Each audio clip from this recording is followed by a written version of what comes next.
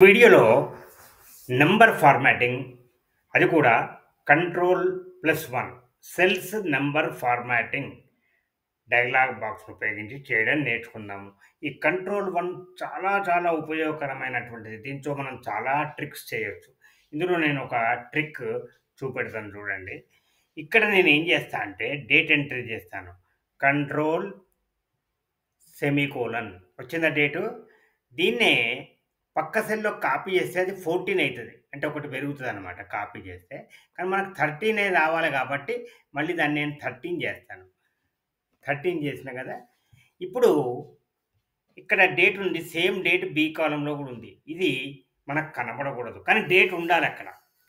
కంట్రోల్+1 dialogue box వచ్చింది కదా! ఇప్పుడు కస్టమ్ సెలెక్ట్ చేయండి. తర్వాత ఇక్కడ ఈ టైప్ అనే టెక్స్ట్ బాక్స్‌లో ఇది ఉన్నది తీసేసి సెమికోలన్, సెమికోలన్, సెమికోలన్ ఎంటర్ చేయండి. పోయిందా? మళ్ళీ రావాలంటే కంట్రోల్+1 ఇప్పుడు ఇక్కడ ఈ దీనిలో మీకు ఈ సెమికోలన్ వద్దు. ఏం చేయాలి? ఏదో ఒక ఫార్మాట్. ఈ ఫార్మాట్ మీకు కావాలి కాబట్టి దీన్ని మీరు సెలెక్ట్ చేసుకొని ఓకే అనండి. వచ్చేసిందా డేట్ బ్యాక్?